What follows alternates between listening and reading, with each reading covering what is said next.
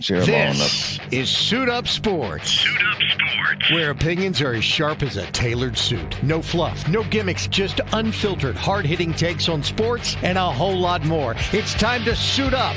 Now here's your host, DJ the Suit Stout.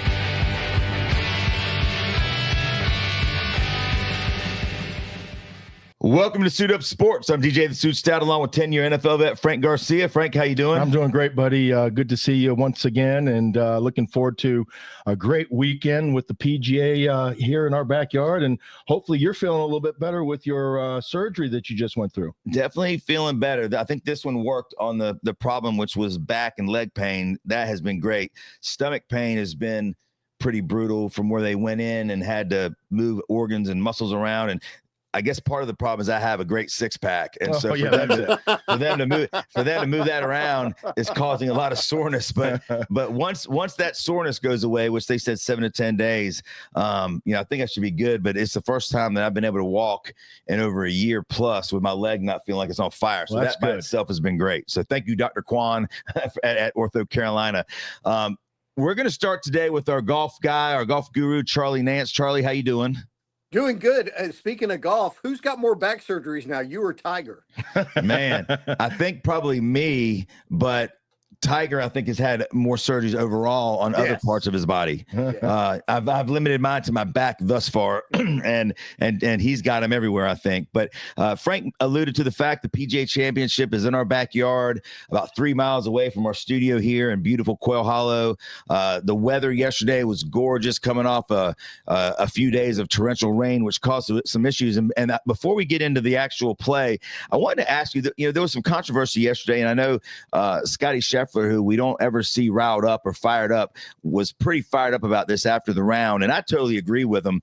Why would the PGA not let them lift and clean yesterday, knowing how muddy it was and on some of those holes? Because it did seem to be a factor. In my lifetime, I've only seen one round ever in a major championship let them put their hands on the golf ball. It's a major championship. I'm sorry it rained. I'm sorry that you got mud on your ball. Did I miss something where players were playing by different rules, or is everybody playing by the same rules? I think they are. It's a 72-hole tournament. The breaks even out in the end. Forgive me for not breaking out a large violin. Shut up and play golf. I figured that would be your take. I mean, I'm going to disagree with him a little bit here, because if you're getting penalized for hitting a ball 320 yards down the middle in the fairway, and you're playing in the morning compared to the afternoon, the conditions are going to be completely different. And okay, I know this. Well, Frank, stop right there. Are you penalized if you hit it straight down the middle of the fairway and you end up in someone's divot? Yeah, yes, you are. And so that's not a rule either. So why don't we just change our? Why would you let them put their hands on the ball all the time? It's a major. You're not playing the Iowa Quad Cities Open. It's one of 4 major championships. These are the only ones that count. Play it down and play it out. The mud on the ball, though, Charlie, you have to admit, is going to make that ball do things that it normally wouldn't do. Yes. And a divot you can account for because you've done that multiple times. So those aren't the same comparisons. Actually it is, because you think it's the first time they've played in a tournament in their whole life with mud in on the ball. They know as well as you do, whatever side the mud is on, that is what is going to be exacerbated. That's where it's going to go. So if you're hitting into 16 and that mud's on the left side of your ball, you know you're going to duck hook it left. So throw it way out right. And if you don't do that, if you still get cocky and say, oh, it's not going to do that much, well, then you pay the price. But don't you agree with what Scotty said about how they practice, hundreds and hundreds of hours to do what Frank said, put the ball where they want it in the middle of the fairway or whatever. But they can't practice mud on the ball, and I mean, I guess they could have some 4-year-old make a bucket of mud and then come play it. That's the only reason I disagree with you, is because I do feel like these guys put so much time into practicing every single shot you can think of out of divots and everything else. And this is something that they don't practice. So, why not let them lift and clean it on a day like that? Yes and no. Did you see Justin Thomas's shot from the left of 18 green yesterday, where it's up against a boulder on a downslope in a creek? I did. Do you think that on a week in, week out basis they're practicing that shot? The answer to that is hell no. Look, like I said, if there was half the field that was playing by one set of rules and half the field that was not, then I'd have a big issue. But everybody's playing by the same rules. And look, it's golf. Frank, you know this. Over 72 holes, over 36 holes, the breaks even out. They just do. That's how golf works. And I mean, I hate that the three best players in the world felt like they got embarrassed on national TV, which they did, taking 3 doubles. I mean, Scotty Scheffler took a double and had the honor on the next hole. What is that all about? They've probably never done that in their life. They were embarrassed, so they tended to make excuses. They're golfers. We all are. We all do it from time to time. But my argument is just simply this. It's a major championship. It's one of 4. Everybody's playing by the same rules. I hate that it happened to you. Sometimes life sucks on the golf course. Well, let's get about life sucking on the golf course, because we talked about this the last time, we had this conversation about, after the Masters. And, Charlie, I think you and I, and, I think anybody that has watched and become a fan of golf would understand that this is a course that Rory McIlroy typically just goes out there and gets the better of, to be quite frank. He's won multiple times here. He's familiar with the course. But the pressure and the way he's driving the ball right now is night and day from what was happening at the Masters. You would be one who could really speak to this because you played on teams that made it to the Super Bowl. And I was thinking about this conversation we were going to have today.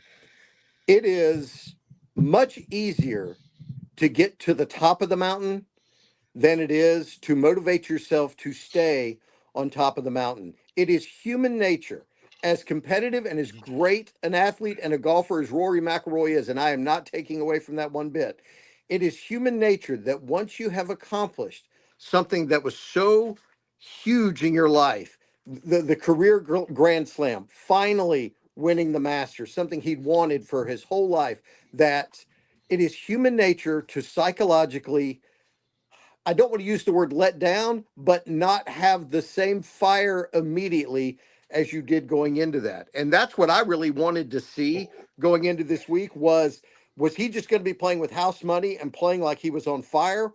Or was there just a natural psychological letdown where it's going to be harder for him to get up for that very next major? And maybe he wins at Portrush or something. I mean, but I'm just curious about that. Very few Tigers out there. Right. Well, and you took the words right out of my mouth with what you just said. And that's one of the things I really respected about Tiger is that when he was going through this incredible run, he was still working on his swing because he never wanted to do exactly what you just said, is go and take that breath, because as soon as you take that breath, and especially in golf, is when you lose your edge. And I think that's the one thing that I really learned through watching a guy like Tiger is how competitive that guy really is, because he's destroying the field and yet he's still tinkering with his swing, when golf is such a repetitive thing where let's rinse and repeat, rinse and repeat, rinse and repeat. He was over there working on how to get better and still looking to climb to compete against himself. Yeah. And look, I've seen, this is too, when someone reaches a level like Tiger Woods or like Michael Jordan or like Tom Brady, the elite of the elite, there comes a point in their life where they make a very, very selfish choice. And that selfish choice is, I'm going to try to take this to heights no one else ever has. But by making that choice, they sacrifice things in their life. They sacrifice a lot of things in their personal life, time with their kids, marriages break up, etc. And Rory seems to be a guy who isn't willing to make, and not that this is, I'm making this sound like it's a bad thing, but that he's not willing to make that sacrifice, willing to make that choice. And there's nothing wrong with that, but we can't expect that of every athlete. There's very few Tigers and Bradys in the world. When I do a pool with a bunch of guys before all the majors. I'm sure a lot of people who are watching or listening do as well. And in that first tier of golfers that we had to choose, the choice was either Scheffler, Rory, or DeChambeau. DeChambeau, yeah. And that was pretty much the 3. I took Scheffler because I felt that, a couple weeks ago, he played about as good as he can play. I felt like he was probably wanting to beat Rory and just from that competitive side with Rory coming off the Masters. So I took Scheffler. I thought that Rory, and you guys kind of mentioned this, it's just natural after what he just went through, winning the Masters and the Grand Slam, coming into the next major. I felt the first round would probably be a little shaky for him. Do you expect it? Because I do. I think today Scheffler and Rory are going to put on a show, and because a lot of the big boys still haven't. I know DeChambeau, as we're talking right now, is 3 under on the day, and for the tournament. Max Homa's 6 under on the day. Homa's 6 under, playing great, but none of the other big guys. Adam Scott struggled today. Patrick Reed struggled today. Justin Rose is struggling today. I fully expect Rory and Scheffler to put on a show today. Do you think that's the case, or do you think Rory's going to have one of those days again where he misses the cut and like we've seen before and he's out of here? I don't know. I thought he was out of here after the first round at the Masters. I thought he would do what he did the second day. So I'm not going to speak out against that. But I will say this. I saw something from Scottie Scheffler yesterday that should have everybody absolutely panicked in the field. You mentioned how great he looked in Texas. How many times did we see Tiger in a major championship go out and look like he should be shooting 75, and at the end of the round, he's 1 or 2 under? Scottie Scheffler played the biggest meh round I've seen Scottie Scheffler play in a while. And at the end of the day, he was 2 under par. Yeah. If that's his worst round, everybody better just go ahead and play for 2nd, 3rd, 4th, and 5th right now. Yeah, that's what they were saying. Because he didn't have mud on his ball, Charlie. Yeah, that cost him a stroke. But no, you're right. I mean, he had his C game at best yesterday and still was 2 under. So I think he lights it up today. I also think Rory gets back on track. We'll see. And they tee off later this afternoon. Next question I wanted to ask you is this. I've heard of this guy, but I know nothing about him. Johnny Vegas. Sounds to me like a guy. Come on. You've never heard of Johnny Vegas? I feel like I just listened to a handicapping show maybe back in the day, or a poker show, or did he used to sing with Tony Bennett or something? I don't know. But who is this dude? And today he's got it down to 8 under. Is he for real? He popped out a few years ago, and by a few years ago, maybe 5 or 6. Franco had to correct me. And he came out and he won an off event in Puerto Rico. And that was his first PGA Tour win. I think I have that right.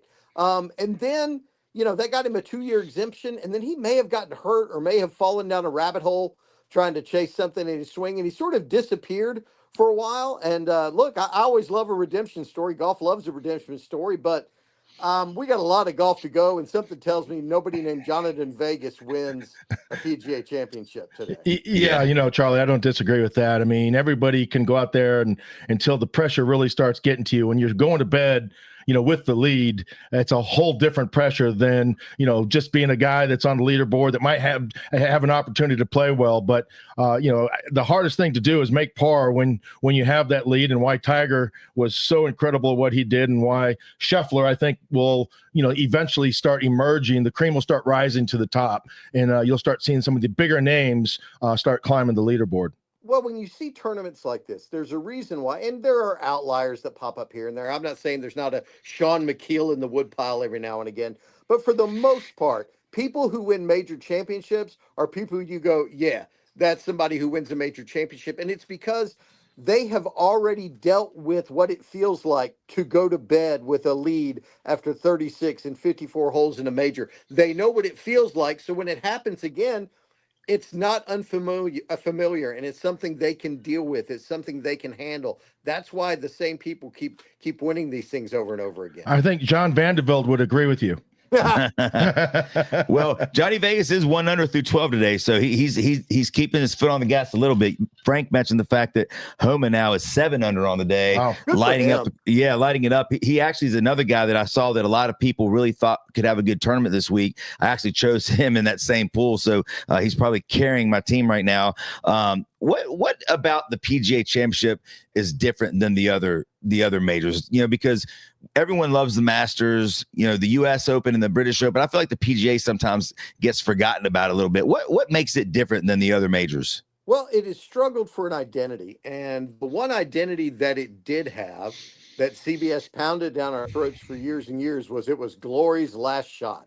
It was the last chance of the year to win a major. And I agree with the move, because golf getting out of football's way in the fall is the best thing they ever did. Mm-hmm. But, I like the move to May, but now it's about, okay, what is the PGA's identity going to be? The Masters identity is it's the effing Masters. The U.S. Open is the biggest and hardest examination in golf. The Open Championship is playing on prehistoric courses in ungodly weather. That has that identity. What is the PGA's identity? And part of it is you can look at it and people can try to disagree with it all they want, but they're wrong. It has the single strongest field in golf every year. Statistically speaking, it would have the top 100 players in the world if Billy Horschel wasn't hurt. So it has the strongest field going. Also, it has, and this is kind of just something that's an inside baseball thing, and my son is a Class A professional, so I follow this stuff. It has the 20 professionals, the guy who run your clubs that are playing in there. And every now and again, you get a great story like a Michael Block a couple of years ago. And so that's part of its identity. They have made an effort with the PGA to play big-time, big-boy golf courses. That's one of the things that I've struggled with this week. There has been this weird, out of the clouds, crapping on Charlotte in general and crapping on Quail Hollow in particular that I'm kind of scratching my head at. You can't tell me that the finishing 3 holes at Quail Hollow, maybe this side of what they deal with at the Players, there's not 3. If you have a lead, if you have a 1-stroke lead with 3 holes to play and you're facing the green mile, tell me there's not a more daunting finish in golf anywhere in the world. No doubt. Want drama, you're going to have it out the wazoo.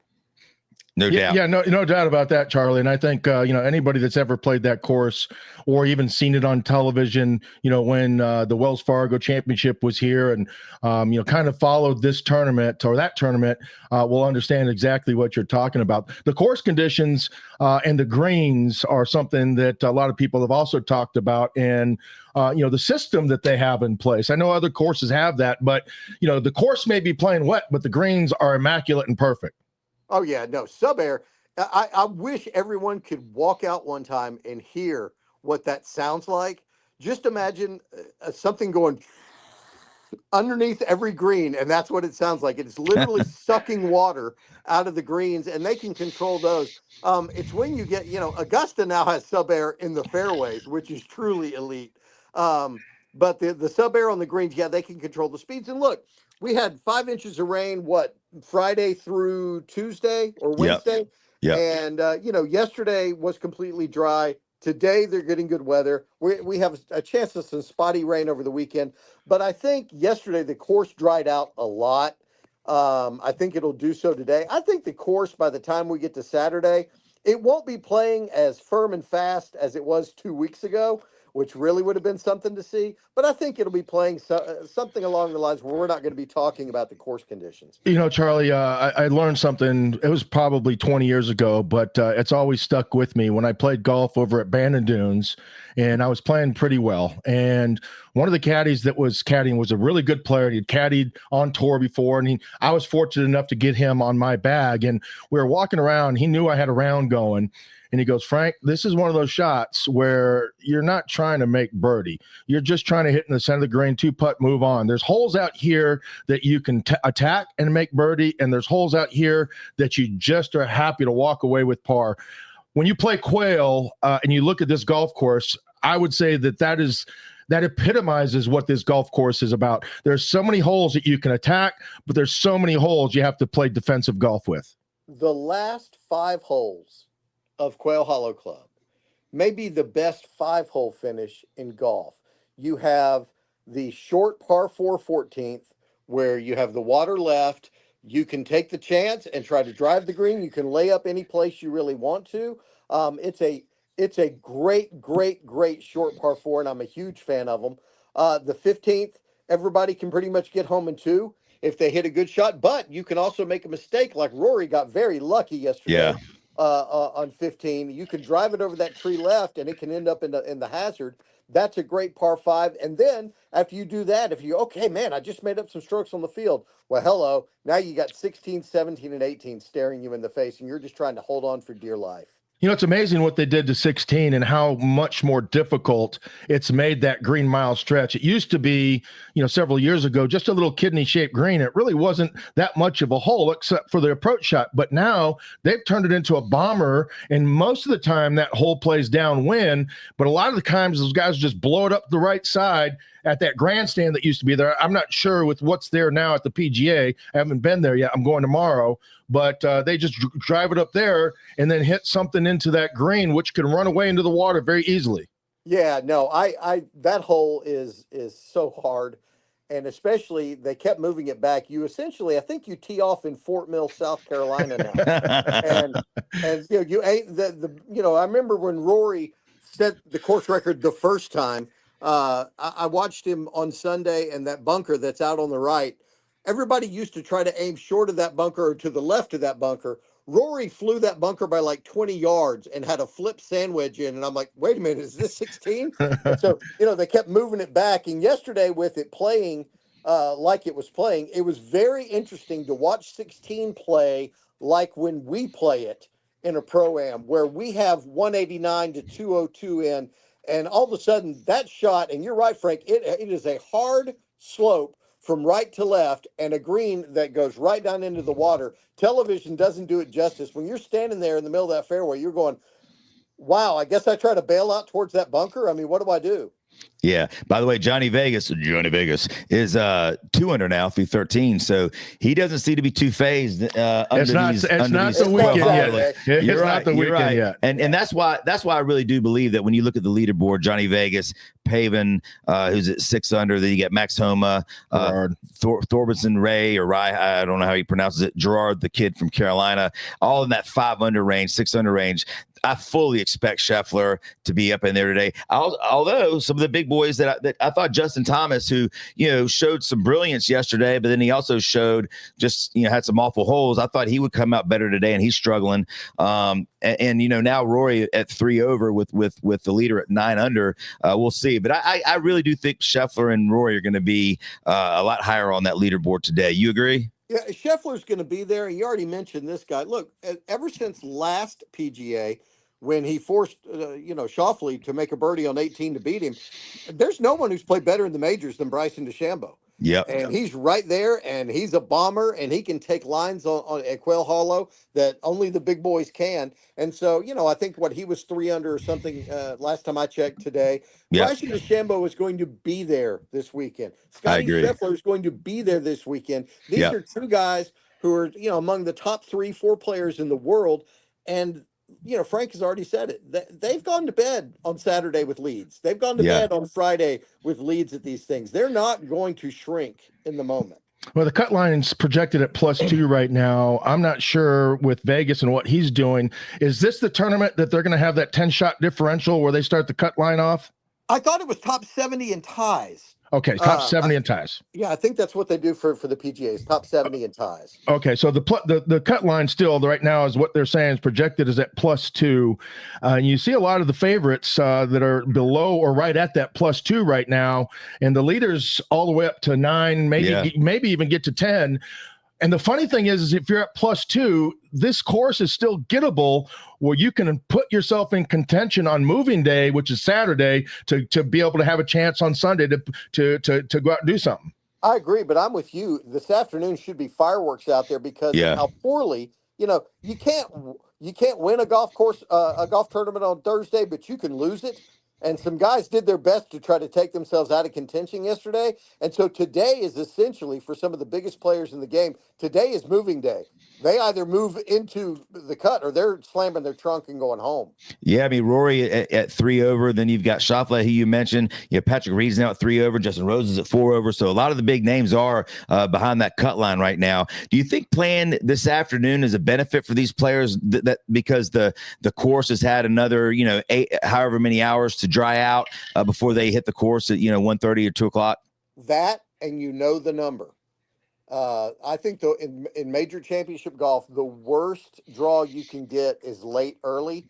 I would always want to go early late because on Friday afternoon, I want to know what the number is. If I'm struggling to make the cut, I need to know what I have to do. And it's hard to do that in the morning when you're speculating and still half the field hasn't gone out. So for the conditions, yes, but also to know the situation you're in. Charlie, it's interesting. We talked about going into the Masters, how much impact the LIV had the previous year, the LIV Tour, and the guys that were really pushing towards the top. And it seems to be similar with this year. But for a couple of players, it really seemed to kind of hurt to their detriment. Dustin Johnson being one of them. And, you look at what his putter was awful what yesterday. He's not been able to do. I know you're not a big fan of the way he thinks himself around the course because he doesn't think he just blasts and go. Right. But what has the live been for some of these guys that have been given? But Jon Rahm is another great example of that. I think, look, it wouldn't surprise me. Rahm played pretty well yesterday. I think he finished 1 under or 2 Correct. under. 1 under. 1 under. So he's right there in it, and he's been playing some good golf. And I think that Rahm is motivated to prove himself. The difference between Rahm and DJ is you have to remember, by the time DJ went to live, DJ had more than 20 PGA Tour wins and 2 majors. He was, 20 PGA Tour wins, that's a lifetime exemption. Sure. DJ is going to the Hall of Fame. Dustin Johnson is going to the Golf Hall of Fame based off his resume, and that's just a fact. That's what it's going to be. And so it was almost as if he's like, look, I'm in my mid-30s. I am married to someone who's hotter than a match. I have they're offering to literally make me a prince of Saudi Arabia with the money they're giving me. And knowing his personality, it does not surprise me at all that my man likes to go fishing, and he plays golf in between fishing. What type of fishing are we talking about, Charlie? Yeah, well, I'll say this. I watched a lot of his round yesterday because I've always liked DJ, and I watched a lot of his round yesterday, and he struck the ball great. He just couldn't putt, and it was to the point on certain holes where I literally felt bad for him because you could tell that it was in his brain that the putter was. Even the commentators were like, "This is almost embarrassing," because he wasn't just missing putts like I would miss a putt. He was missing putts that is almost like he didn't even read the green. Charlie, who was it a couple years ago that was struggling like that and went? It was Adam Scott. Adam Scott had the same type of thing, with that. Yeah, look, I have it on good authority. DJ filmed a YouTube golf match last week or week before last. And during that YouTube match, there were 5 different putters in the bag, and he was switching out almost every other hole, trying to find something. He is lost in the weeds on the greens right now, and there's nothing more frustrating. Look, here's another case in point. One of the guys who used to be one of the best putters on tour was Ricky Fowler. Mm-hmm. And then Ricky lost his swing, and he had to figure out what was going on there. I watched Ricky Fowler hit the ball yesterday about as well as I've seen Ricky hit the ball in years. I mean, solid, dime in the middle of the club face, but now he can't putt anymore. Yeah. And there's got to be nothing more frustrating to these guys than when you're hitting fairways and greens. And like you said, you're not just not making birdies, you're not even scaring the hole.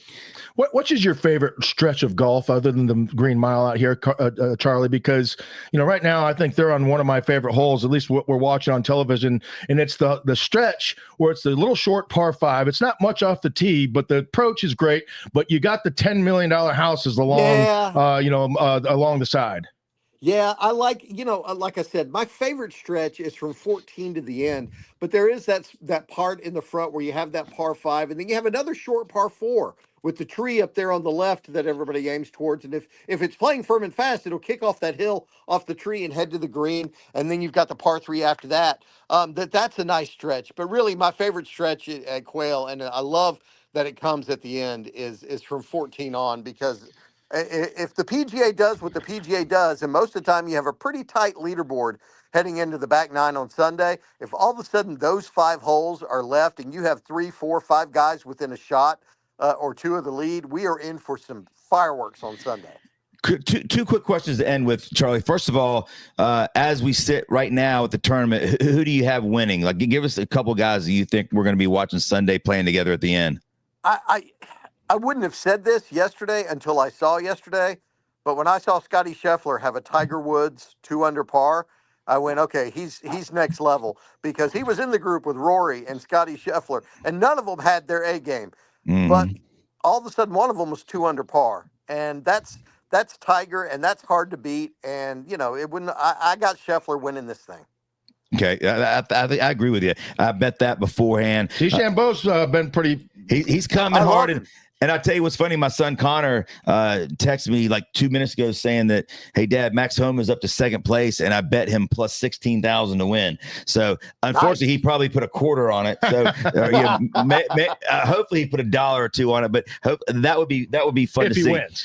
Second, the last question I want to ask you is a topic that one of Frank and I's good buddies, Alex Hunter, texted us yesterday, basically, asking who we thought, what sport had the best athlete. And he thought that that the best athletes were hockey players, and Frank and I both thought that the best athletes were basketball players, and so it started. Well, it stemmed off of a conversation we had on one of the podcasts, and we were talking about the NBA finals and the best athletes in the world are basketball, and I made the statement is that I don't even think it's close. The best athletes in the world are NBA basketball players because of their size, the way they're able to control their body, how much stamina they have, all the things that you look at when you're trying to equate and evaluate what a great athlete is.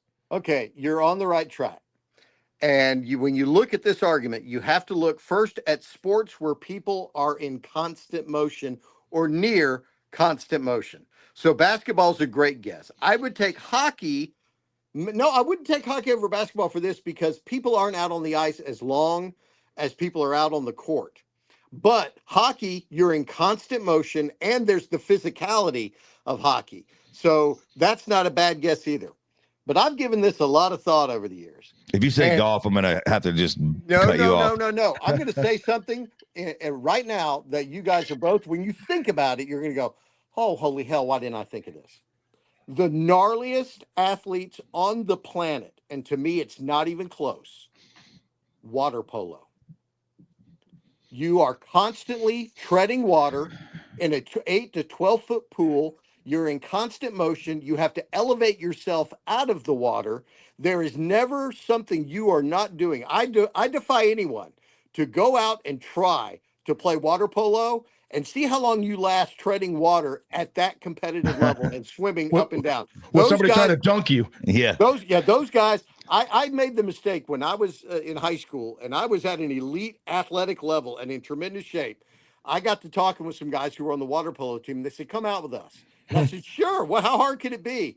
And after about 5 minutes, I was flat on my back out on the side of the pool going, oh, my God, what are we doing here? I'm telling you, those guys, water polo guys in the Olympics, the gnarliest athletes on the planet. Well, I will say when I was playing soccer in college, part of our camp, summer camp or whatever you call it before the season started, we'd get there early, a week or two, and we would go through all this stuff to get in shape. And that was one of the things we would do. And you're right, that would wear you out, man. If you got to the point where you could do that for 10 minutes, you were in great shape. And I could counter almost as easily with wrestling if that's going to be the criteria. And UFC, the problem is with wrestlers, they can't dribble a basketball or they can't hit a golf ball. Well, and that's what the reason I would but wrestling is also timed though. It's what, 3 to 5 minutes? Is that what? Yeah, it's a 3-minute period. Yeah, 3-minute periods. So there is an element where you're going hard for 3 minutes. Water polo, you're never not going hard. What about underwater basket weaving? Why would that not be considered? Because I was even thinking about soccer, but all of the people are not in perpetual motion in soccer. Guys who are on the defense, there's actually a lot of standing around in soccer that you don't see on television. Not to denigrate those guys, and those guys are in gnarly shape too, but I look at sports where you are in constant motion as those where your stamina and your strength and your core have to be so amazing. And also, underrated too, a 5-set tennis match at the U.S. Open. Those professional tennis guys are pretty good too. We definitely put it out on social media, and we're going to do it again shortly. And tennis did come up quite a bit. The reason I think basketball and what sets it apart is because, first of all, let's bring up soccer. I played soccer. I love soccer. Let's bring up hockey. Height and size of a basketball player. Size, strength, speed. Size. Yeah, you can't teach that. And how many times have we said, man, imagine if LeBron James would have been a tight end of football, or imagine if so-and-so Allen Iverson would have been a wide receiver. You never say, I wonder if Dempsey from the U.S. Olympic team, imagine if he would have played football or basketball. He couldn't. Well, here you go. Julius Peppers is a great example, a great basketball player, but couldn't make it in the sport. Right. So he went to football. And and that's my point, is the size of hockey, most hockey players and soccer players, and I'm 5'10". Most soccer players, maybe you got a 6'2". You don't see really tall soccer players, but you never hear them say, go to Germany. Could you imagine if Messi played basketball? No, you never say that because he's 5'9". Yeah. He's not even 5'9". He's like 5'7". You could name a bunch of basketball players that you say, man, imagine if they would have played soccer since they were 5. Imagine if they would have played hockey. Well, you're making an argument for individual athletes. You're making an argument for unicorns, and that's a whole different conversation. Well, no, I'm not. What I'm saying is I think the majority of the NBA players could translate into other sports, where I don't think the majority of any other sport could translate into that. I mean, you can't teach the size. Popeye Jones, but then again, outside of football, okay, outside of football, what's a sport where size wouldn't be a detriment? I think it would be detrimental for LeBron James to try to keep up with Lionel Messi on a soccer field. Yeah, but I could name you but Allen Iverson could keep up with him. See, my point is, I think basketball has enough athletes of all sizes, shapes, and speed that I was a player. I get what you're saying. I do.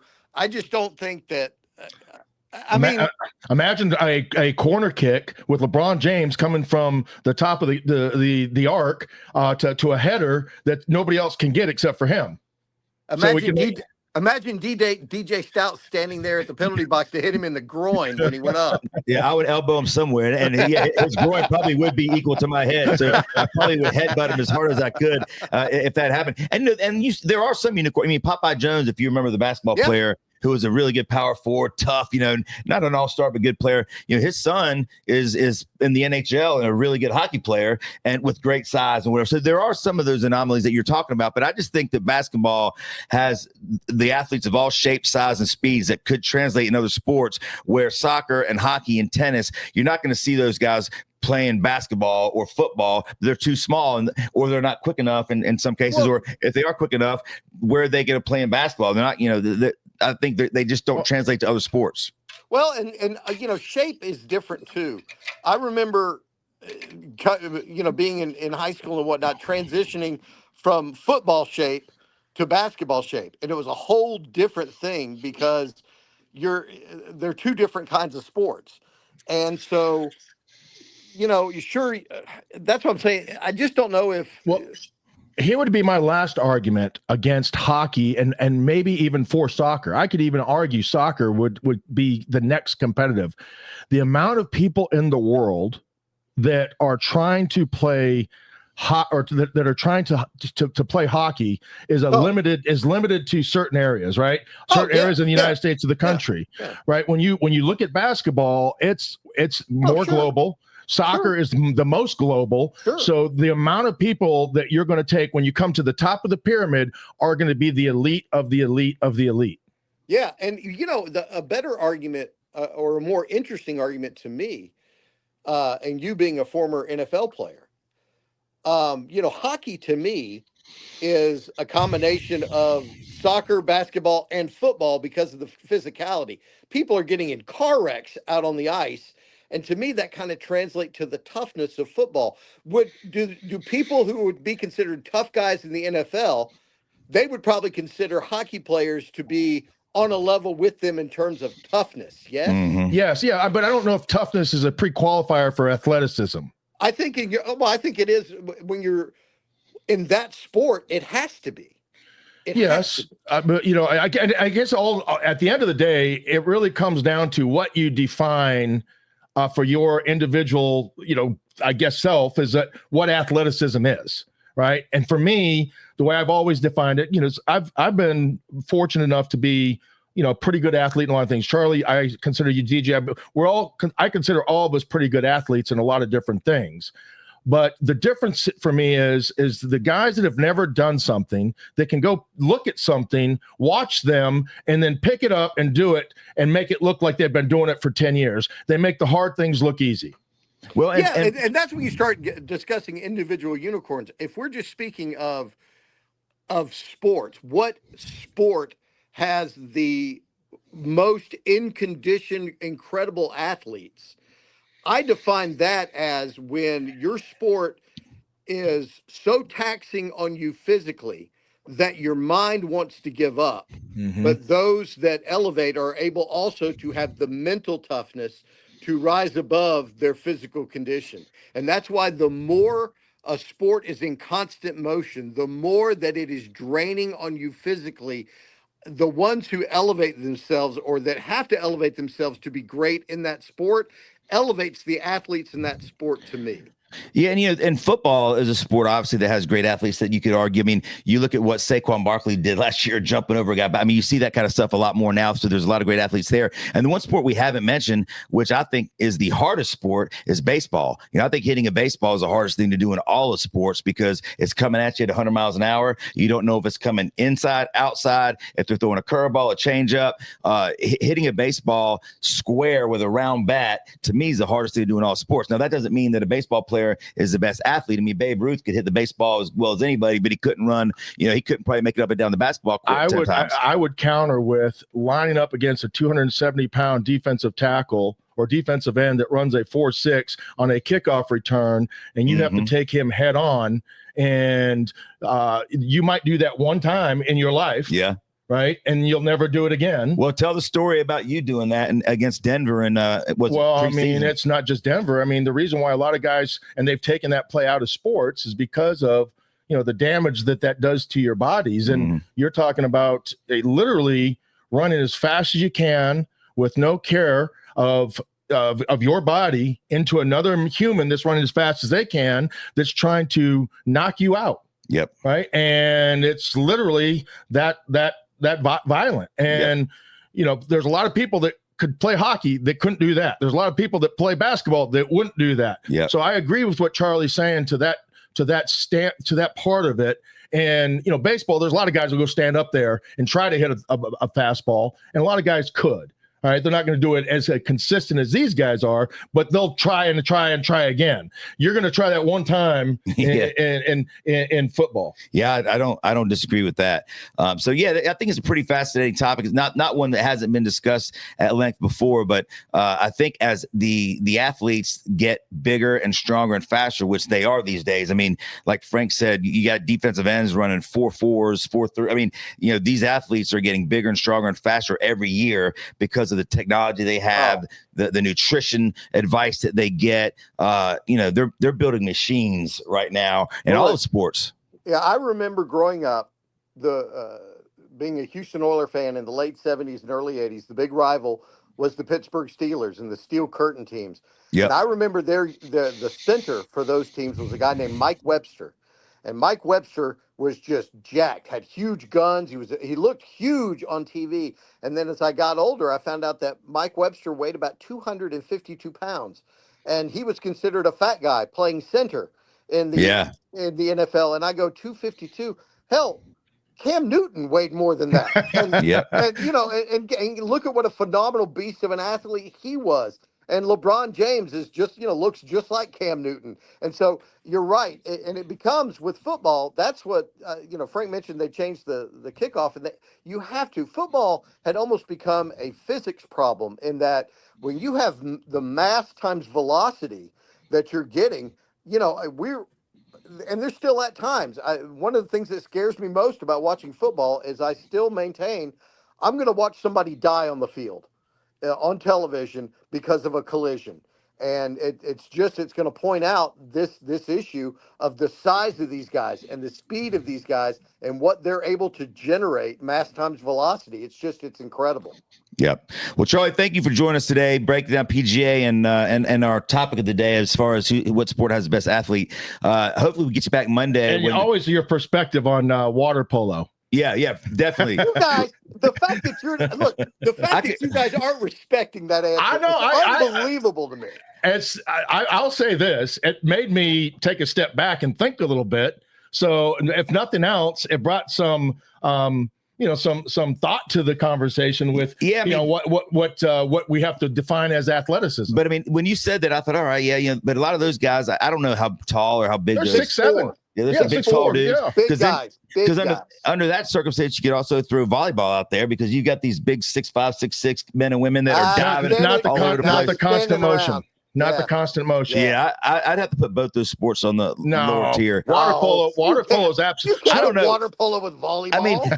I mean, water polo, like it's a treading water contest. Like when you're a kid, you go, who can tread water the longest? Buddy. I played it. Like I said, I played it my freshman year in college, and you're right. I get it. You have to be a great athlete to do it. But Frank, the more Frank thinks about it, Frank's going, he has a point. Well, you might die because somebody's dunking you, and I can't breathe anyways because my fat doesn't. I'm a sinker, not a floater. Yeah, well, I am too, and I definitely wouldn't want to see any of us in one of those little Speedos that they have to wear. So that by itself, you got to give them credit. No, you got to give them credit for that. Yeah, well, I guess certain guys, the Brazil team maybe. But yeah, Charlie, thank you for joining us. We'll have you back Monday if you can. Talk about the PGA and who won it. And hopefully it's a great weekend. The weather, like you said, looks to be pretty good. There's a chance of showers here and there. But, I tell you what, as a Charlottean and someone who's been here my whole life, watching the drones and the blimp coverage when they fly over Quail Hollow, to me anyway, and maybe I am a little biased, but I think it's as pretty as any golf course that I see when I watch golf throughout the year where they do the same thing. I think they do a wonderful job there. It's absolutely beautiful.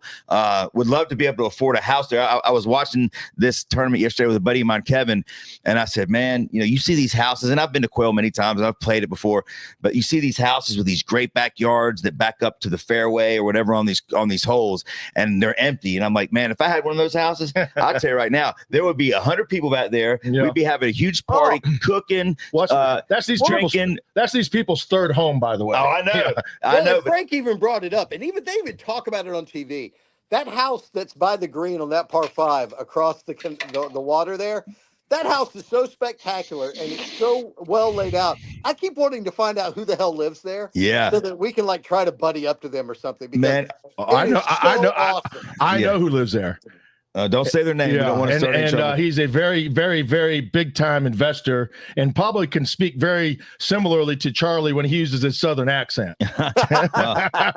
Whoever it is, it's unbelievable. But there's so many houses on that course. And he might have started South Park. Oh, okay. Well, I know who that is. I'm so glad you enjoy my backyard. Well, I guarantee you, I would be having a party a lot bigger than any of the ones I've seen so far in there. I can promise you that, and I think you guys would agree with that. Charlie, thanks for joining us. Have a great weekend, and we'll talk to you Monday. See you, Charlie. Thanks, buddy. It's time to suit up. Here's your host, DJ the Suit Stout.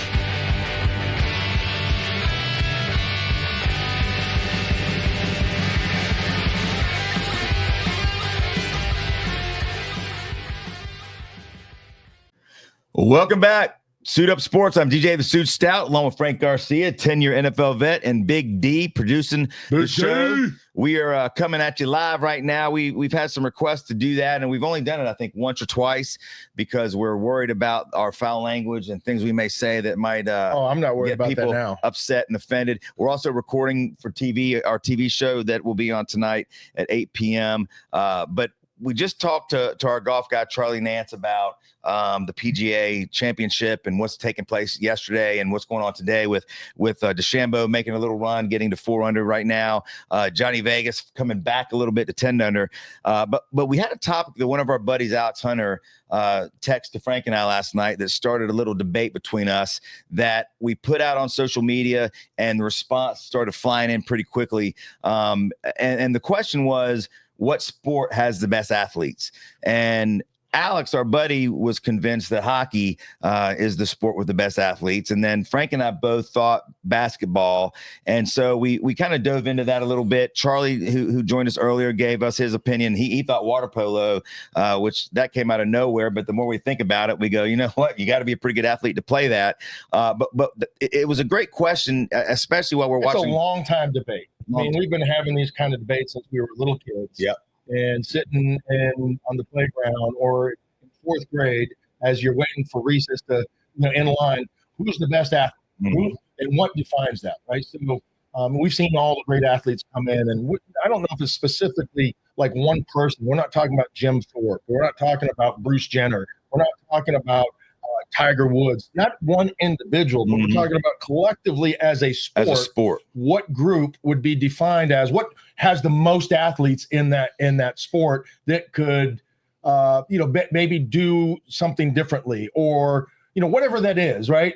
And I think the first thing we have to do before we even get into this conversation, because this is like an individual criteria thing, you have to define what athleticism is for you so that when you're looking at making your point, that we understand that's your criteria, right? So that, the bigger, faster, stronger just doesn't beat out everything. And I think for you and I think that's one thing that we've, I think had a tendency to do as athletes ourselves is that guy's big. Yep. That guy's faster than everybody else. And that guy's stronger than everybody else. He's a great athlete, right? But there's also other factors that go into that. Is that what could he hit a ball? Could he dribble, right? Could he catch? I've seen so many great athletes that are so physically dominant in my sport, is football, they can't walk and shoot. They can't bounce a basketball. Yeah, you see them. They look like like they're Hercules trying to bounce a ball, and they can't do it. Or you see football players or basketball players throwing the first pitch out of a baseball game, and they can't even throw a baseball. That's right. Like they can't even throw it 15 feet. Or they catch like this. They catch like they're like stone hands. Right. They've never caught a ball in their life. Right. So what is athleticism? I think that's the first thing that you have to define for yourself, and I'll define it for me so that we can have the argument or the discussion based on what that is. Because we could use sports science, right? And the reason why they do these things in the combine and other sports is to kind of help identify where that lactic acid buildup becomes in your body, and your body just shuts down, right? And why some guys are able to push through that, right? And it's really just genetics on maybe your endurance, the way you develop your body, and those types of things. But all those things calculate in the quantification of what this means to be an athlete. Yeah, and for me, and we put it out on social media last night, and we've had a ton of responses.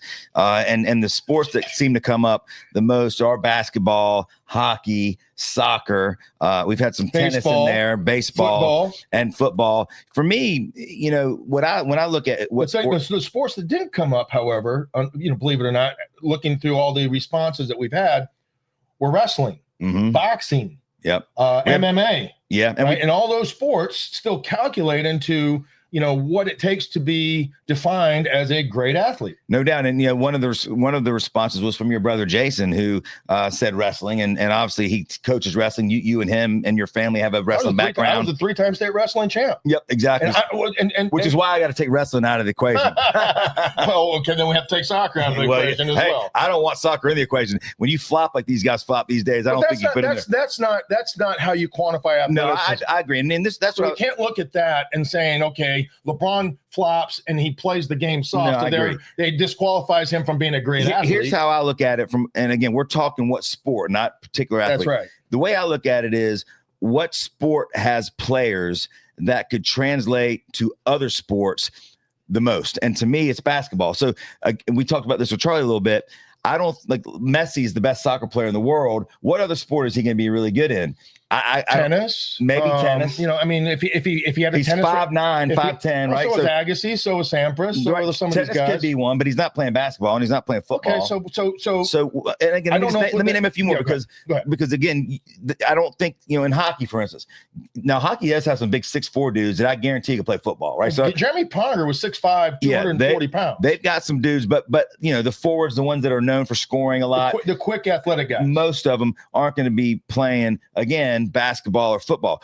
I can name a bunch of basketball players and football players that I think you could see playing other sports, and we always you always. So that's the way you're qualifying. That's the way I'm qualifying, because what sport has the players that would translate to other sports the most? To me, it's basketball. So the way I will define it for me. And I kind of gone back and forth from bigger, faster, stronger to hand-eye coordination to, making hard things look easy, things that I couldn't do. I was Arizona Athlete of the Year. Yep. You were a great athlete, here in the state of North Carolina. I was a state champion wrestler. I was both ways on football. I was drafted in baseball. I could play basketball with anybody. Yep. I can golf. All the things that an athlete. And Frank's not saying that to be arrogant. I mean, it's just the truth. I'm just using that. He was. I'm using that because I was very blessed. Yeah. God blessed me with some ability to be able to pick things up that were hard for some people and make them look easy. Yep. Right. Yep. So that's one of the things I'm going to use to help define that. But I think to define which athletes, which sport has the best athletes, I think you have to identify what sport has the most things that you would quantify to be a best athlete in.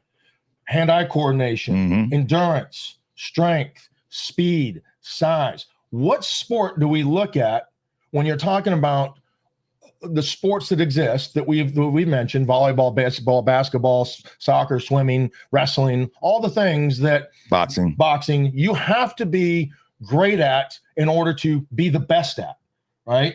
The other thing that I'm going to use in this is how many people try it, right? Because that, I think, factors into it. For example, hockey is going to be limited to a faction of the country here in the United States or certain countries that have cold weather.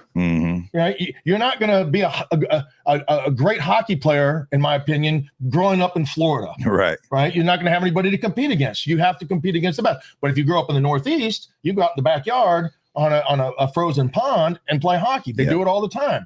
So it's the amount of people that do hockey or play hockey is going to be limited to certain parts of the country, right? So I think that kind of, for me, would kind of push that back. I want to say eliminate it, but I'll say push it back. That's not saying that they don't have to have hand-eye coordination. They don't have to have toughness. They don't have to have endurance. They don't have to have size. Because hockey players have all that. They have all of that. All of it. Right? But there's not many people that do it, right? So because of that, you could be the best at it, but you just weren't good at anything else, right? You weren't the best. You weren't the biggest. I know several hockey players that played pro hockey that are great golfers, but stink at everything else. They can't shoot a basketball. They have no they would never perception. be able to play. Yeah, but they're great at golf and they're great at hockey, but they stink at every other sport. That's right. So, not all of them, by the way. Don't take what we're saying and make it one generalization and use that as an argument against. Right? These are all things that I consider when I start thinking about the best athletes in the world playing this sport, which takes a lot of all the things that we're talking about. And, toughness is going to be part of that as well. I think we have to qualify that, because what happens when things start getting hard, right? It makes cowards of us and we start to quit. We don't try as hard. That factor. So your mental toughness has to factor into, being the elite and being the best, where these athletes are going to challenge that. Right. So, soccer has to be near the top for me, right? Globally, it's the most popular sport in the world. And that's why football even comes down a little notch, because it's not as popular. Basketball is the second or third most popular sport in the world, right? You know what the most popular sport in the world is? Soccer, right? No, it's cricket. Cricket. Because of how many people play it in the country that's being played. But if you're going to be an elite cricket player, look at all the people you're playing against. And that popularity doesn't mean the people that are playing, I guess, as much as the people that are watching, right? So that I'll take a step back from that statement. But the amount of people that play or try basketball, you can go play basketball, me and you one-on-one. I can go play by myself. Don't need anybody else except the ball. Baseball, you can't do that. Right. You can develop your athleticism and your skills, based on a machine, throwing the ball, things like that. But, I can't just go out in the backyard and do that. I have to go somewhere. It's going to cost me money, right? So money is a factor in that. Basketball doesn't cost me any money to go out there and shoot or dribble, things like soccer doesn't cost any money for me to go develop my skills and things like that. I need several players to be able to or play. a ball on a wall. But I need several players to play a game, not to develop my skills. Football is one of those things that you can work on without playing the game, but until you play the game, right, you're not going to have the physicality of the toughness and the hitting and things like that. So, all these things are kind of determining factors on what sport has the greatest athletes for me. And, when I start looking at that and the sports science that goes around that, right, that you have ways of quantifying that, right? And the NFL, it's the bench press test. It's the 40-yard dash. It's the box jump. It's the vertical. Right there, it's the size, how big you are, how fast you are. Jordan Davis, who plays for the Eagles, was arguably one of the largest human beings on this planet at 6'6", 360 pounds when he ran his 40-yard dash at 4.8. To me, that's as equally as impressive as Usain Bolt running a 4.1, or you fill in the blank of running 4.2, because he's a big dude. That is a tremendous athleticism or display of athleticism for a man that size. Right. So, can he dribble? Can he use his quicks? Is he going to be elite? Probably not, but he's going to be one of the most explosive athletes on this planet because of that. Right. And there's so many people in this country that play sports, that are like that. Well, and when you think in history of sports and you think of the great athletes, I think when you name some of them, whether it be an Olympic athlete, but when you do think of some of the great athletes, the two that come to mind right away, excuse me, is Bo Jackson and Deion Sanders. And Bo Jackson not only was a great football player, was an all-star baseball player. If you ever watched the 30-30 on him when he broke his hip and when he was hurt, he taught himself to shoot a bow and arrow while lying on his back using his feet and became almost as good as anybody in the country at shooting a bow and arrow. He could throw a football from his knees. I mean, all these things he could do. Then you got Deion, same thing. Deion was a very good baseball player. First player to ever play a MLB game and an NFL game in the same day. So you see, I could counter with Jim Thorpe or players like that, no doubt. And I don't mean counter. I mean add to that conversation, no doubt. And again, I think that we have to be weary and stay away from the unicorn, right? And define that as that sport has those great athletes, because there have been great athletes in every sport that have been able to do all of those things. And if we're talking about the greatest athlete of all time, right, the individual, Bo Jackson's going to be up there. Deion's going to be up there. Yeah. Michael Jordan is going to be up there. Guys that make the hard things look easy, that have never done it, and they can do it as well as anybody else very quickly and efficiently. Well, one of the questions I posed to you before we started the segment was if you have a and then, Connor, we're getting some feedback here. Connor says MMA has best athletes, which we both talked about too. I wouldn't disagree with that either. Those guys are amazing. But one of the things I said earlier is that if we were going to do a competition to find out who was the best athlete, what sport would, and we're having a draft, right? So we've got me and you and Dylan and Connor and Andrew and everyone that's following us. We're trying to find the best individual athlete. What sport is going to get the most players drafted out of it? In other words, are we going to draft more basketball players? We're going to draft more MMA guys. We're going to draft by numbers, DJ. To me, hoops still seems to be the leader. By numbers, there's going to be more football players than there are basketball players, right? Because you have 22 guys on offense, or 11 guys on offense, 11 guys on defense. You have kickers and punters thrown in there, and some specialists, right? So you're going to have 22 guys versus basketball, where you're going to have 5, right? 5 stars, and we're not talking about the guys on the bench, that are. We're talking about the 5 stars. But right? still, if you're doing a draft, even with 5 stars, but the pool is going to be different. Sure, but I still think basketball would probably lead the way in the picks, because I think when you look at guys like, again, when we're translating into different sports, Allen Iverson's a guy that we talked about. I got to believe that he would have been a very good soccer player. He was a very good football player. Iverson was. Russell Westbrook. Iverson was a great quarterback in Virginia, and also could have played college. Yep, exactly. And great basketball player. Would have been good at soccer if he would have played, I'm sure. Russell Westbrook. Every time you see him play, you can't tell me that he doesn't look like a guy that could play football. How good was Steve Smith been in soccer? He had his oldest son. He couldn't play soccer. He couldn't play basketball. Right.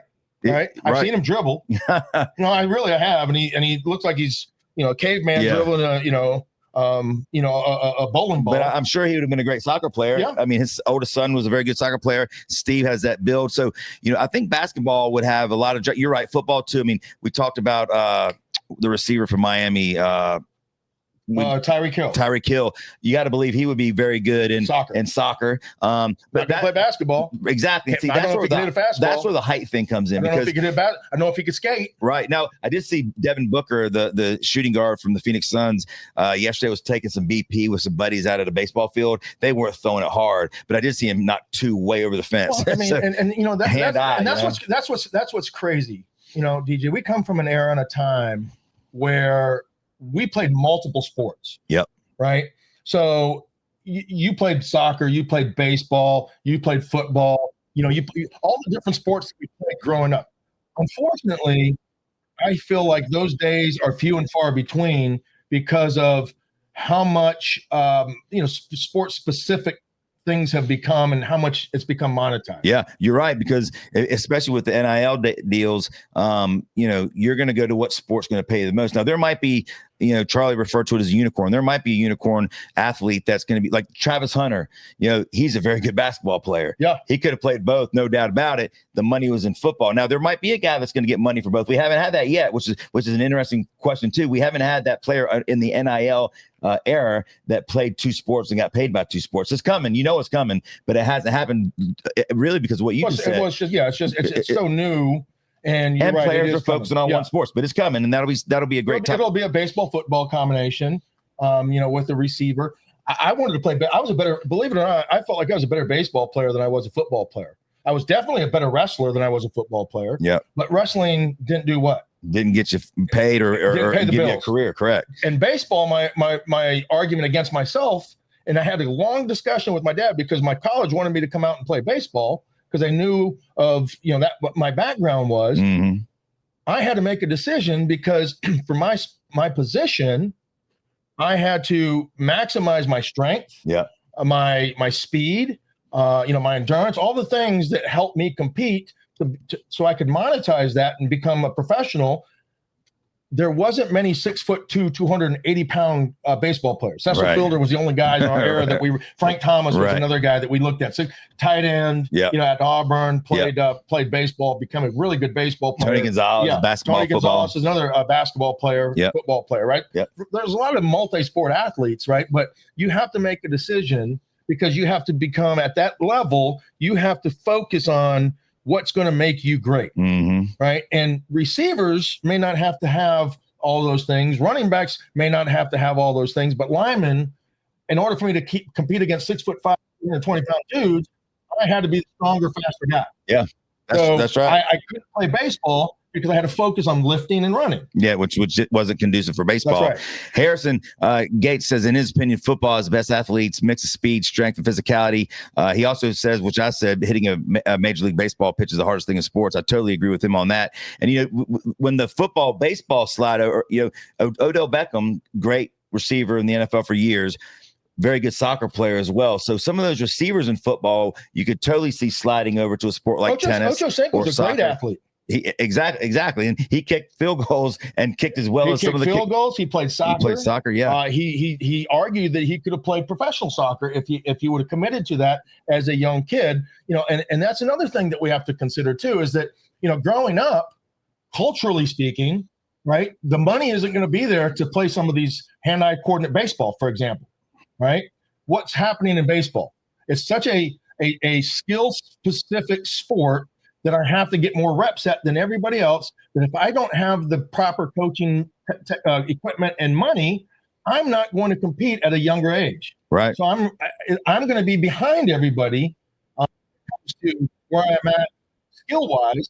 Athletically, I might be faster, I might be bigger, I might be stronger, and those guys are always going to get a chance because they think they can teach those skills to some degree when you get to that level. But at that early age, culturally speaking, you look at, the bigger, faster, stronger, the better athletes are African American, right? They're just going to say what it is. And, with their background, it's going to be a lot of basketball. It's going to be football because that's their way out to get to that next level so they can maximize how much money they're going to be. That's what this country is going to be the most popular for athletes, football, basketball, right? So because of that, a lot of those athletes are coming out. They don't play baseball. They don't play soccer. It's too expensive. Right. They want to play the sport that's going to help them get out and make money. It doesn't cost money to go out there. Like you said, it doesn't cost money to go out there and take a ball and go shoot. Yep. And to develop those skills doing that. Yeah. No, you're totally right. I agree. We've had some more responses coming in. We do have a couple tennis, which we both agree. Tennis guys are good athletes. The endurance, the strength, the speed. And that would be my argument against football, right? Is that with football, right, the explosiveness absolutely exists. But the endurance, I know that over time you start getting fatigued in the fourth quarter and things like that. You only play once a week. Yeah. Right. So there's plenty of time to rest. And the time between plays for me as an athlete, I had time to rest to get my limb back. It wasn't a constant motion where my aerobic muscles had to kick in. Everything was anaerobic, quick, fast, quick twitch, explosive. Yep. Boxing, wrestling, right? It's a constant battle. It's only for 3 minutes at a time, 3-minute periods. Boxing, you got 12 rounds, 15 rounds. Man. I mean, you maximize the endurance plus the explosiveness, right? Plus the physicality. Boxing is going to be up there. MMA is another good argument, 3 5-minute rounds. And in MMA, I mean, it's when you're boxing, you're on your feet. MMA, you're on your feet and you're also on the ground grappling. So it's constant motion. You can't. If you stop, what happens? You get choked out or knocked out. Yeah. Right. So if you're going to be elite, you have to be. That's why Connor has a great point with MMA because of the constant motion. That's why, I mean, even in soccer, there's some stagnant, with what you do. There's going to be some explosive. You have to sprint, but a lot of times it's just about positioning and spacing at that level. Everybody's not chasing the ball, running full speed the entire time like you see when your kids out there at the YMCA. Yep. You have positions, you play with space, you know how to move, you know when to move, you know how to recover. Yep. Right? So there's a lot of recovery time in soccer that people don't see. In basketball, however, you watch the guys like Steph Curry. Watch what he does without the basketball. Does he stand around some? Yes. At the 3-point line, everybody has to catch the ball. He's moving. You cannot go that hard, that fast, for that long, and not be fatigued or get injured. So, and the amount of games they play in a season is 82. So that's also has to factor into that. Yep. But Steph Curry without the basketball, he's not stagnant. No, he's constantly moving. Ray Allen without the basketball as a great shooter is not stagnant. Yep. They're constantly moving off screens, setting picks. Yep. Moving, taking some physicality with those things. Yeah, Zach McElroy, one of my buddies, he's a tennis pro over in Palm Beach, West Palm area. Great dude, and of course he's going to stay tennis. Or he stayed tennis early. Now he's staying. This is a good question. What's the ratio of athletes who can kick a ball compared to athletes who can throw and catch? He believes that so more people in the United States at least can throw and catch. That's probably a good point, and it probably goes back to kind of what you were alluding to earlier, where a lot of our communities aren't worried about playing soccer, kicking a ball, or kicking a football. If they're going to play football, they're playing wide receiver, quarterback, depending on their size.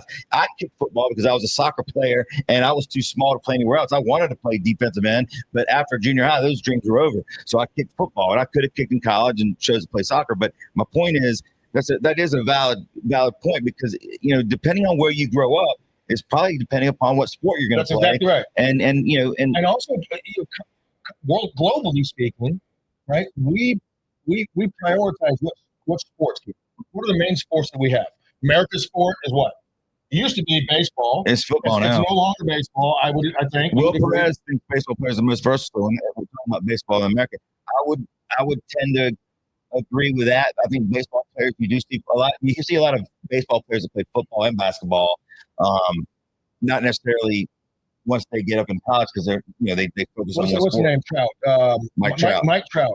Could have been Mike Trout would have been a great football player. I would have put him at running back all day long. Maybe a safety, something like that, depending on his physicality level. Yeah. But his speed and his size and his explosiveness, Mike Trout, guys that would have been able to transition and play football. The problem with baseball players is their stature. Baseball players is more similar to a basketball player, and I don't think there's many baseball players that could play basketball, just because of the height and the skill that it takes. Yeah, same as soccer. I don't know if any basketball players could play baseball. However, there have been some that have done it. They have not, and they've done it at a high level. You think of like Judge as a tall guy. Dave Winfield was all state in football, basketball, and baseball. But you're right. You don't. The taller baseball players are few and far between. We're not talking about, and again, this is not talking about the unicorns. Right. Right. When you talk about Winfield, agree. When you talk about Bo Jackson, agree. The handful of guys like that. Frank Thomas, agree. Yep. Judge. Right? You could probably throw some shortstops in there that would have been a great receiver. Yeah. Right. Ozzie Newsome would have been a great receiver. Yep. Guys like that. Those are the unicorns. We're talking about the other guys that are out there. What would they have been able to do? What sport has the most of them? Well, and you're talking about where we give basketball players, and the reason that we both agree they probably would be the most athletic, because they do have height and speed and endurance and strength. But you're right. You don't see many 6'9" guys playing soccer. They wouldn't be able to do it. Even though you see Wemby running around playing soccer and whatever, you don't see many 6'9" guys hitting fastballs. They don't have the quick twitch muscles that is required to play some of those different sports. Right. Allen Iverson, great point guard in the NBA. We talked about him. Was a great football player, and I'm sure if he would have played soccer from the time he was 5 years old, he probably would have been a great soccer player. So, it's a great question, and there's no right or wrong answer. I wish we could, and maybe we do this one day. We do a draft, and we get 10 or 12 people that haven't seen what sport they come from. Yeah, and you can draft any player in this competition, and we put down what the competition is, what it consists of, what's the criteria, and then we have a draft, and we can even put it online. And that again, I don't mean to interrupt your thought. No, but that would mean to me, I guess I go back to our buddy Alex in our conversation. Who's a very good athlete in his own right. Athlete. Alex is one of the best athletes I've ever met. Yeah, great. Right? He's a great athlete. Second best athlete I know. Right? Behind me. Although, you know what? Let's use Alex as an example. And Alex, don't get mad at me if you hear this. Alex is a very good basketball player. We play basketball with him. He's very good. Great baseball, softball player. He plays in volleyball leagues. I bet golfer. Great golfer. Turn himself into a really good golfer. Great golfer. I wouldn't see him as a soccer player. Almost because his length. Yeah. And like to me, his body type is not built for that. But that's my point. But that doesn't mean that all those other maybe things. Maybe a good goalie. Maybe things don't exist. Actually, a great goalie. Yeah, all those other things don't exist. Yeah. Just because you don't have that one attribute doesn't mean that you can't be all those other things. Mm-hmm. You just wouldn't be able to be God didn't build your body to play that sport. Sorry, next podcast is made up of two beautiful ladies, Gwen and Krista. So if you haven't watched their podcast, watch it. If you like funny stories and drinking wine and women bitching about their husbands and things like that.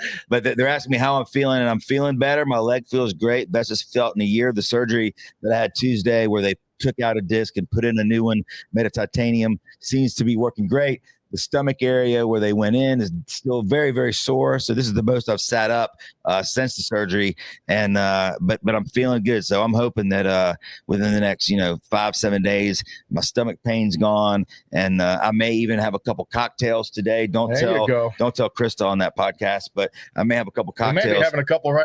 I'm in the mood. I'm in the mood. So best athlete topic's been great. And Alex, thank you for texting us that. And if you guys have any ideas for topics that you want us to go over, we'd love to do it. Before we leave today, I want to get into two games tonight. You got the Celtics and the Knicks. In game 6, everybody saw in game 4 where Jason Tatum was having an unbelievable game, 42 points, was hitting threes every time he put them up. He tears his Achilles, he goes down, non-contact injury, and the Knicks win. They come into Boston. Boston still has a very good team, by the way, without Jason Tatum, and you saw that they pulled together. They played great, and they wore the Knicks out of the building. Tonight, we go back to New York, Knicks with a 3-2 lead. What do you think happens tonight? I think the Knicks end it tonight. I think the Celtics gave their one blast the other night, and I think tonight the Knicks take care of business. I think if we look at trends, across the NBA and the home team, and the advantage that they have, momentum matters. The Garden, Madison Square Garden there in New York, I think is going to be something. I don't know what they call it anymore. That's it, Madison Square Garden. They've changed the name all venues so many times. Yeah. But the Celtics with Tatum, I thought, they had a great chance to beat the Knicks. Going back to Madison Square Garden.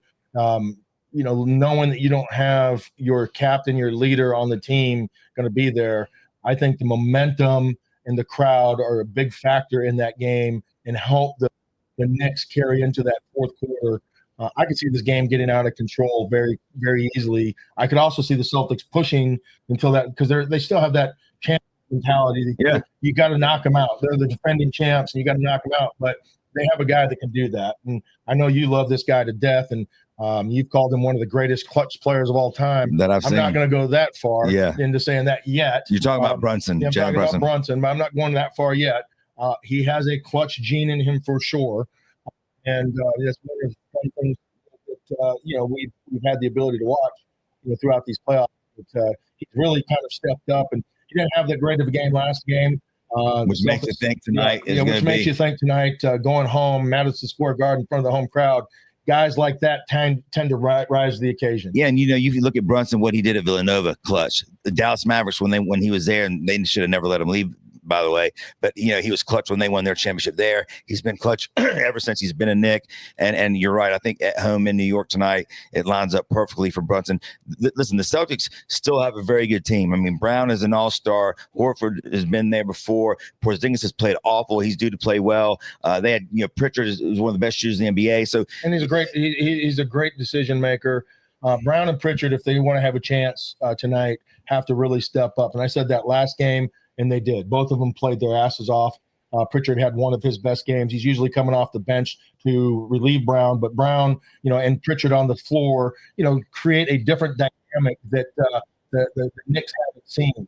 They need their their backup bigs to step up, and that other guy to take that role. James Brown last time did that, and if he can do it, and that's the reason why you're going to have to knock him out. It could be a very close game, but I could also see this, like I said, getting out of hand if they're not on their A game. Totally agree. Harrison, again, we got a message trying to think of MMA fighters translate to other sports and think about how NFL players would if they train for MMA. And he used Greg Hardy as an example of what was a nasty athletic football player who went in the MMA and got his butt beat every time he went out there. Well, but that would be it. I will say this: I can name you some. I guarantee you, what was the linebacker from the Pittsburgh Steelers? I'd put him in the MMA, and I wouldn't want to fight him. Joey Tatum or Lamb. No, recently he just retired a couple years ago. Harrison. Yeah, I wouldn't want to fight him in the MMA. So you're right. I think there would be some players that would go over to the MMA, but again, Ray Lewis. Yeah. So let me say this, and I know this to be true because I've done both sports and I've seen how many NFL players, did this sport as well. Mm-hmm. Right. Wrestling is a phenomenal sport if you want to transition that into football. Wrestling doesn't translate whatsoever into baseball or basketball because I've seen some state championship wrestlers, national championship wrestlers that have played that can't dribble, they can't shoot, they can't hit. There's no balls, but guess what? They can run, and they're gonna be like little pit bulls, and they're gonna be able to take you down and beat you in a fight. Yep. Right. So there's two completely different things, and what we're talking about. And that's for me the reason why I would disqualify MMA from this conversation of most athletes, best athlete, conversation, because I don't know if they can do baseball. I don't know if they can do, some of the other sports. Yeah. And I also say this, coming from the football going into wrestling, it's a completely different type of training, right? Mm-hmm. I come from an anaerobic environment in football where I'm explosive every 30 seconds or so between plays. I get to rest. In wrestling, the fatigue factor sets in right away. I had to train my body completely different. When in high school, I'd come from the football field to the wrestling match. You wrestle a 6-minute match, your forearms are locked up. You can't squeeze your hands. It feels like your body is cramping. You don't move because you haven't trained those aerobic muscles yet. So once you've done that for a while and you get into wrestling shape, football's easy. Mm-hmm. Football's easy, right? Because of the type of training. So that's the difference between, for me, the difference in sports and why football players maybe don't transcend into basketball very well. Who was it that the MMA fighter that fought Floyd Mayweather? The same type of thing, right? That was our Irish boy. Irish, yeah. O'Connor. Come on, Big D. You know MMA. What's his name? How would you his name? I can't believe that we're forgetting his name. The billionaire. Yeah.